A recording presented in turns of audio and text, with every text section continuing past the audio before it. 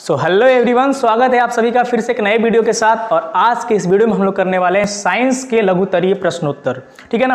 आपका जो साइंस होता है ना, वो 3 हिस्से में डिवाइड होता है। लघुत्तरीय जो भी है सब्जेक्टिव है, उसमें एक होता है फिजिक्स, एक होता है केमिस्ट्री, एक होता है बायो। उसमें भी एक लघुत्तरीय और दूसरा दीर्घोत्तरीय। तो आज का जो मैंने जो क्वेश्चन लेकर आया हूँ मैं, वो सारा का सारा केमिस्ट्री का सवाल होगा। लेकिन वैसे सवाल जो कि आप परीक्षा में कर सकते हो आसानी से, पहले मैं उस सवालों को करा रहा हूँ। ठीक है, ताकि जिसको भी अगर ये सारा साइंस में कम नंबर उठ पाता है तो वो कोशिश करे कि अपना नंबर बढ़ा सके। ठीक है ना। तो चलो शुरू करते हैं, एक एक चीज को हम लोग करते चलेंगे। ठीक है ना। तो ये है हमारा पहला सवाल। और पहला सवाल क्या बोला गया, निम्नलिखित अभिक्रियाओं के लिए संतुलित रासायनिक समीकरण लिखें। और ये जो सवाल आपका जो हम बोल रहे हैं ना, ये सवाल हर साल पेपर में आता है। देखना इस बार भी पेपर में आएगा, कन्फर्म आएगा। बस हो सकता है कभी कभी ये जो नाम है ना वो चेंज रहे। ठीक है ना। लेकिन ये जो है सवाल जो है हर साल पूछा जाता है, मैंने ये नोटिस किया है। ठीक है ना। और आपको ये करना कैसे है, तो जिंक है तो यहाँ क्या लिखेंगे, जिंक Zn लिख देंगे। ठीक है, सॉलिड अवस्था में है यानी सॉलिड स्टेट में तो S लिख दिए। ठीक है, प्लस सल्फ्यूरिक अम्ल। ठीक है ना। तो सल्फ्यूरिक अम्ल हाइड्रोजन सल्फेट को बोलते हैं। तो हाइड्रोजन हो गया H और सल्फेट होता है SO4। ठीक है, मैं बस समझाने के लिए आपको थोड़ा सा बता दे रहा हूँ फॉर्मूला कैसे बनाया जाता है। सल्फेट का संयोजकता 2 होता है और हाइड्रोजन का 1 होता है। संयोजकता कहने का मतलब कि एक इलेक्ट्रॉन देने या इलेक्ट्रॉन लेने की क्षमता एक होता है, जिससे दोनों मिलकर क्या बनाते हैं, यौगिक बनाते हैं। सल्फेट का कहना है कि हम 2 इलेक्ट्रॉन लेंगे तब तुम्हारे साथ दोस्ती करेंगे। हाइड्रोजन कहता है कि हम 1 ही इलेक्ट्रॉन देने का क्षमता हमारे पास है, लेकिन हम तुमसे दोस्ती करना चाहते हैं। तब क्या करेगा, वैसे कंडीशन में हाइड्रोजन एक और हाइड्रोजन को लेकर आएगा। एक इलेक्ट्रॉन बोलेगा तू दे दो और एक इलेक्ट्रॉन बोलेगा तू दे दो, यानी एक इलेक्ट्रॉन दोनों हाइड्रोजन दे देगा। तो H कए गो, 2 गो, सल्फेट कए गो, 1 गो। एक ही सल्फेट दोनों हाइड्रोजन के एक इलेक्ट्रॉन को लिया तो H2SO4 बना। ठीक है, तो क्या लिखाएगा, H2SO4। आई होप ये आपको समझ में आ गया। ऐसे आप फॉर्मूला बनाओगे ना, आप कभी भूल नहीं पाओगे। और ये कंसेप्ट है प्योर। आप बहुत ऐसे भी करते हो, H है, SO4 है, इसका संयोजकता 1, इसका संयोजकता 2, 2 आएगा यहाँ, 1 आएगा यहाँ, कर लेते हो। ये कंसेप्ट है नहीं ना, आपको समझना है कि क्यों बना है H2SO4। ठीक है, AQ है तो यहाँ पे क्या लिख देंगे, AQ। ठीक है, और ये तीर का निशान। इधर वाला क्या होता है, अभिकारक, इधर वाला क्या होता है, उत्पाद या प्रतिफल। अब ये जब दोनों रिएक्शन किया, ऐसे तो आपको पता होगा धातु अम्ल रिएक्शन करेगा तो लवण बनेगा और हाइड्रोजन गैस निकलेगा। फिर भी साफ साफ दिया हुआ है, आपको कोई दिमाग लगाने की जरूरत नहीं। जिंक सल्फेट का फॉर्मूला आप लिख दो। जिंक सल्फेट का फॉर्मूला क्या होता है, ZnSO4। अब आपको, आप में से किसी को लग रहा होगा जिंक सल्फेट का हमको तो फॉर्मूले नहीं पता है, कैसे लिखेंगे। जिंक का Zn इतना पता होना चाहिए आपको फॉर्मूला लिखने के लिए, और सल्फेट का SO4 होता है। ठीक है, ये कैपिटल एस भी कैपिटल और ओ भी कैपिटल। ठीक है ना। अगर आपको फॉर्मूला नहीं पता है तो उसके लिए अगर अलग वीडियो मेरा बना हुआ है, आप चाहें तो जाकर देख सकते हैं। ठीक है ना। तो जिंक का संयोजकता होता है 2, धातुएं इलेक्ट्रॉन देती है। ठीक है ना। ये जो है वो क्षारीय मूलक होता है और ये जो है अम्लीय मूलक है। ये सब आपको पता होना चाहिए। ये 2 इलेक्ट्रॉन इसको देगा। और सल्फेट भी होता है कि हम 2 ही इलेक्ट्रॉन लेंगे, कोई लफड़ा वाला बात नहीं है। ये 2 इलेक्ट्रॉन देगा और खुशी खुशी 2 इलेक्ट्रॉन रखेगा। यानी Zn, एक Zn का जरूरत है और एक SO4 का जरूरत है, इसलिए क्या बना फॉर्मूला ZnSO4। यानी सारा खेल संयोजकता का है। ठीक है, आप ध्यान रखो इस चीज को। तो ZnSO4 AQ है तो हम क्या लिख देंगे, AQ। ठीक है, और प्लस साथ में हाइड्रोजन है तो हाइड्रोजन जो होता है वो द्विपरमाणुक होता है, तो H2। और ये गैस तो गैस, देखो हाइड्रोजन गैस जो होता है वो वायुमंडल में मौजूद carbon dioxide gas, oxygen gas सबसे क्या होता है, बहुत हल्की गैस होता है। तो हाइड्रोजन गैस में आप देखोगे बलून वगैरह में अगर भरते हैं हाइड्रोजन गैस तो ऊपर की ओर उठता है ना, ऊपर की ओर बैलून ऊपर की ओर उठेगा तो आप समझोगे कि हाइड्रोजन गैस यही। ठीक है ना। तो ये हो गया। अब इसको संतुलित करना है। संतुलित करने का मतलब कि अभिकारक के तरफ जो भी भाग लिए, जैसे जिंक है, हाइड्रोजन है, सल्फेट है, ये पूरा का पूरा, और प्रतिफल की तरफ बराबर मात्रा में होना चाहिए, यानी द्रव्यमान संरक्षण के नियम का पालन करना चाहिए। अब देखो जिंक 1, हाइड्रोजन 2, सल्फेट 1, बैलेंस है, पहले से हमको करने की जरूरत नहीं है। अब चलते हैं अगले सवाल पे। ठीक है ना।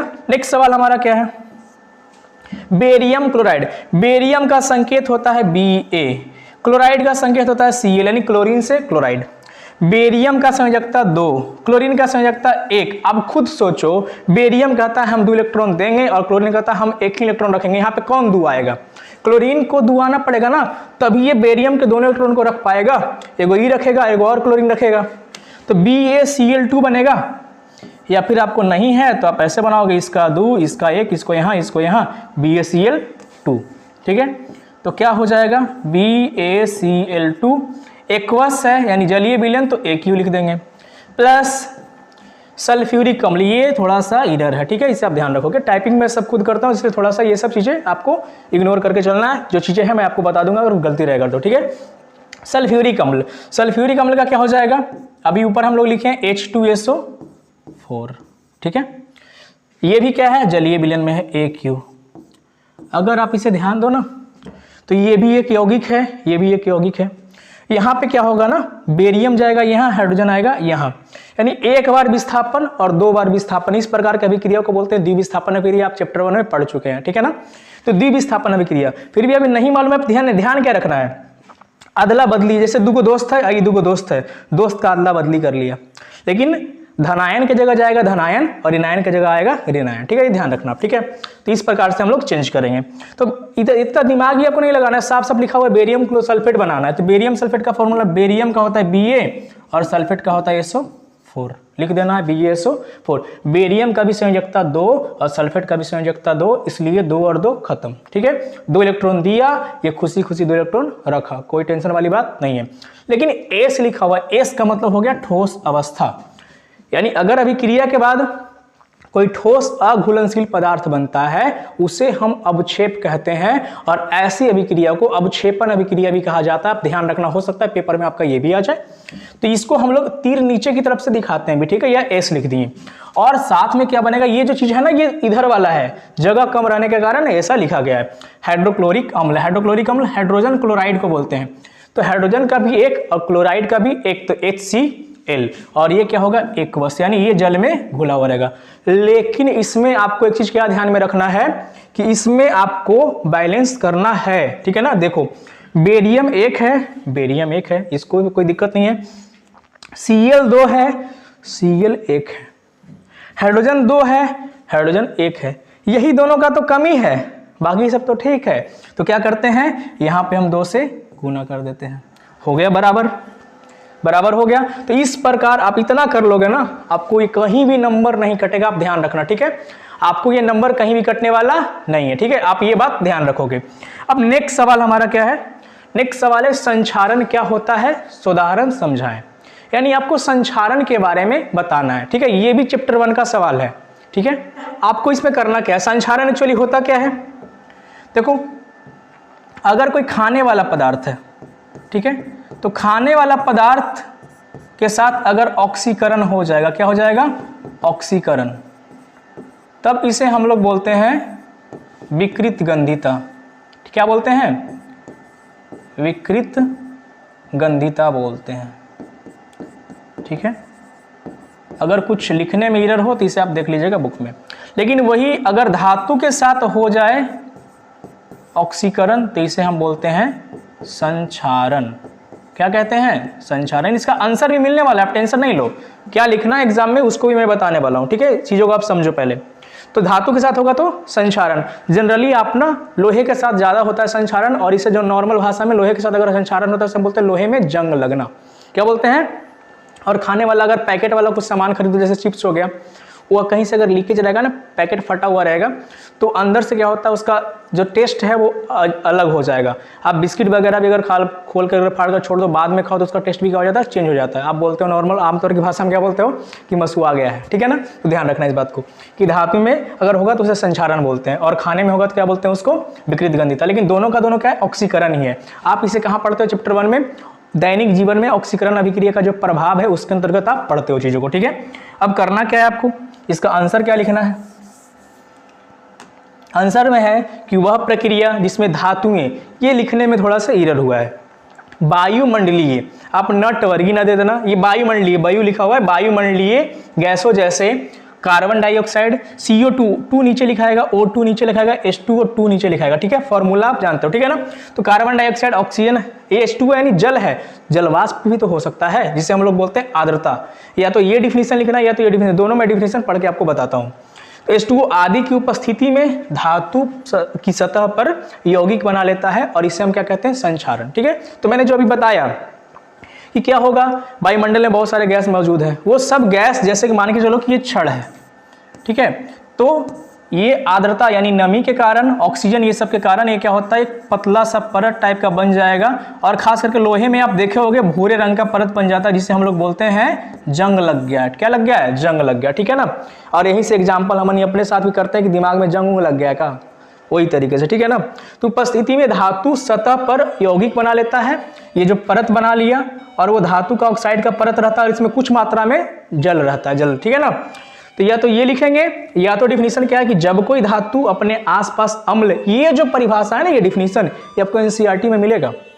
एनसीईआरटी का है पूरा का पूरा, ये लाइन ये अलग से, ठीक है। जब कोई धातु अपने आसपास अम्ल, अम्लीय वर्षा भी तो हो सकती है बाहर अगर छड़ रखा हुआ है तो, आर्द्रता वही मॉइस्चर आदि के संपर्क में आती है, तब ये ऑक्सीकृत हो सकता है। आपके बुक में लिखा है संक्षारित हो जाती है, ऑक्सीकृत हो जाती है, तो इस प्रक्रिया को संक्षारण कहते हैं। एग्जाम्पल में लोहे में जंग लगना, ठीक है। तो आपको ये समझ में आ गया होगा, या तो आप ये परिभाषा लिखो फिर एग्जाम्पल लिख दो, या तो आप ये परिभाषा लिखो एग्जाम्पल लिख दो, आपको नंबर कहीं कटने वाला नहीं है, ध्यान रखोगे, ठीक है। अब नेक्स्ट सवाल पे चलते हैं। ये जो अगला सवाल है वो है उभयधर्मी पदार्थ किसे कहते हैं, सुधारण व्याख्या करें। यानी यहाँ भी एग्जाम्पल के साथ आपको व्याख्या करना है। देखो एग्जाम में जरूरी नहीं है कि यहाँ पे पदार्थ लिख के आए, हो सकता है आप पेपर देने जाओ तो यहाँ पदार्थ की जगह क्या लिखा हुआ है, ऑक्साइड लिखा हुआ है। क्या लिखा रहा है? ऑक्साइड, ठीक है। और हमारे बुक में जो है ना ऑक्साइड करके ही बताया गया है, ठीक है। लेकिन कोई धातु का ऑक्साइड है यार, तो पदार्थ तो आसपास जो भी चीज हम देख पा रहे हैं वो सब क्या है, पदार्थ है, जिसमें कुछ द्रव्यमान हो। आप छोटा मोटा डिफिनेशन याद करो, इस पर टाइम वेस्ट नहीं करते हैं, ठीक है ना। यानी कुछ भी चीज अगर हम देख पा रहे हैं, ये भी, मैं भी, ये भी, सब कुछ क्या है, जिससे मैं रिकॉर्डिंग कर रहा हूँ, सब कुछ क्या है, पदार्थ है। तो उस अनुसार से हम पदार्थ कह सकते हैं, जरूर नहीं कि ऑक्साइड ही बोले, ठीक है, क्योंकि धातु का ऑक्साइड तो एक पदार्थ होगा ही होगा। इसलिए आया है उभयधर्मी पदार्थ किसे कहते हैं, सुधारण सहित व्याख्या करना है, ठीक है ना। हो सकता है आपके एग्जाम में क्या रहे, उभयधर्मी ऑक्साइड किसे कहते हैं, ठीक है ना। तो आप समझना। अब देखो होता क्या है ना कि उभयधर्मी, उभय का मतलब होता है दो, यानी दो तरह का गुण प्रदर्शित करेगा। तो यहाँ पे दो तरीके का गुण प्रदर्शित करने का मतलब क्या हुआ, एक होगा अम्लीय गुण, कैसा गुण, एक अम्लीय गुण, और एक कैसा होगा, क्षारकीय गुण, ठीक है, जिसे हम शॉर्टकट में क्षारीय गुण बोलते हैं, ठीक है ना। तो एक अम्लीय गुण और एक क्षारकीय गुण।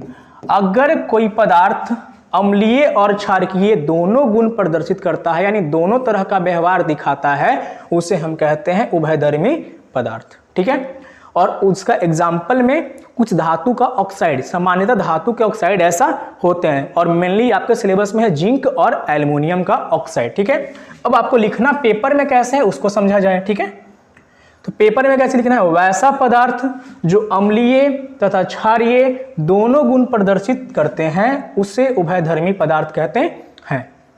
आपके मन में डाउट आ रहा होगा, अगर ऑक्साइड आ गया तब कैसे लिखेंगे, तो वैसा धातु का ऑक्साइड, वैसा धातु का ऑक्साइड जो अम्लीय तथा क्षारीय दोनों गुण प्रदर्शित करते हैं उसे उभयधर्मी ऑक्साइड कहते हैं।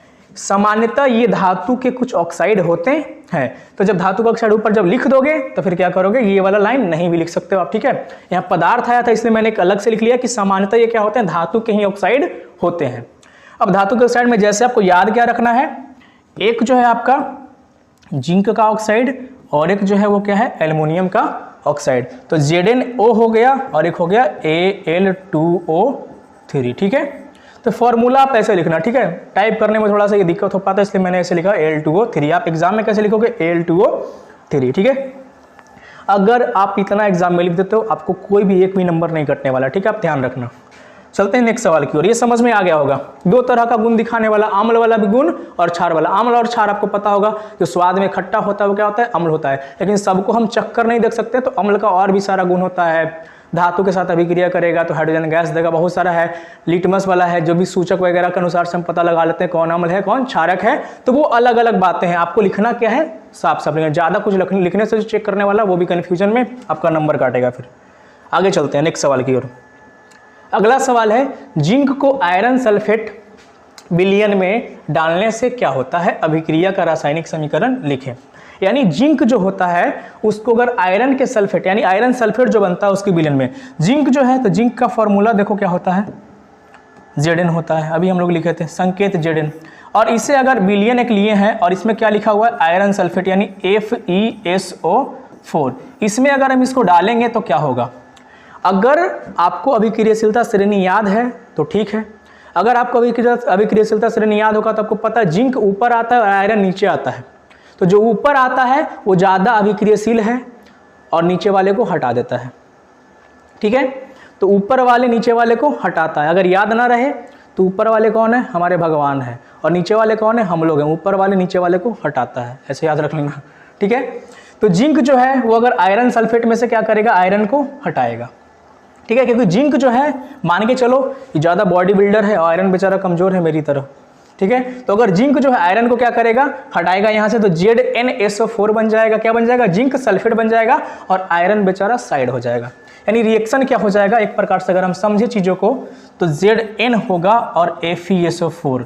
ठीक है ना, और ये जब हटाएगा तो बनेगा ZnSO4 प्लस Fe। ठीक है, ये बनेगा। ठीक है ना, ये तो एक नॉर्मल आपको रफ बता दिए। ठीक है, इसका आंसर है तो आंसर आप पे चलते हैं। ठीक है ना, अब आपको लगे कि कौन ज़्यादा रिएक्टिव है कौन कम रिएक्टिव है, तो एक तरीका है, उस अनुसार से भी हम कर सकते हैं। उसके लिए मैं अलग वीडियो में चर्चा करूंगा। ठीक है, अभी आप ध्यान रखो, आपके बुक में NCERT में होगा अभिक्रियाशीलता श्रेणी, आप चैप्टर 3 में पलटना, आपको मिल जाएगा। ठीक है, उस अनुसार से यहाँ पे करेंगे। ठीक है ना, चलते हैं आगे की ओर। लिखा गया आंसर क्या कि जिंक को आयरन सल्फेट के विलयन में डालने पर, आयरन सल्फेट के विलयन में आयरन जो है वो जिंक से कमजोर है, तो बेचारा आयरन साइड पकड़ लेगा, जिंक आ जाएगा वहां पे, ए तू हट हम आते हैं।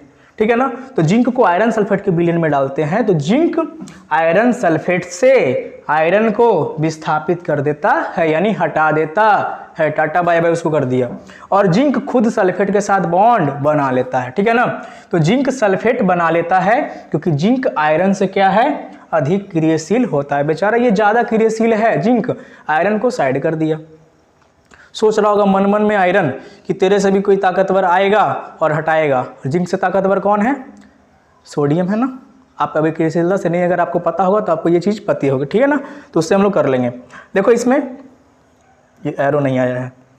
ठीक है, इसमें है क्या, जिंक ज़्यादा रिएक्टिव है तो जिंक जो है FeSO4 के साथ जाएगा और Zn यहाँ पे गया, इसको लगाया और Fe साइड हो गया, बन गया ZnSO4 और आयरन क्या हो गया, अलग हो गया। आपको पेपर में इतना लिखना है, आपको कहीं नंबर नहीं कटने वाला है। ठीक है, तो ये कुछ सवाल जो है ना वो आप आसानी से कर सकते हो अगर ये सारी चीजों को याद रखो। एक्चुअली ये एक प्रकार का कैसा अभिक्रिया है, विस्थापन अभिक्रिया, जिसमें अधिक अभिक्रियाशील तत्व किसी यौगिक में से कम क्रियाशील तत्व को विस्थापित कर देता है, और एक यौगिक बनाया और कम क्रियाशील तत्व यहाँ पे कौन है, आयरन है, उसको हटा दिया। अगर ये ZnSO4 है, इसको सोडियम के साथ करा दें तो सोडियम जिंक से ज्यादा रिएक्टिव है, जिंक को हटा देगा। लेकिन कम रिएक्टिव से करवाएंगे फिर रिएक्शन नहीं होगा। आयरन कहेगा कि हमारे में हिम्मत नहीं है कि हम जिंक को हटा सके। ठीक है ना, तो आप ये सारी चीजों को समझ गए होंगे। ठीक है, तो आई होप ये सारा आपको क्वेश्चन समझ में आया होगा। तो अगर आपको मजा आया है तो आप लाइक जरूर करना, अगर आप चैनल पर नए हो तो चैनल को सब्सक्राइब कर लेना। मिलेंगे अगले वीडियो में, तब तक के लिए धन्यवाद। ठीक है।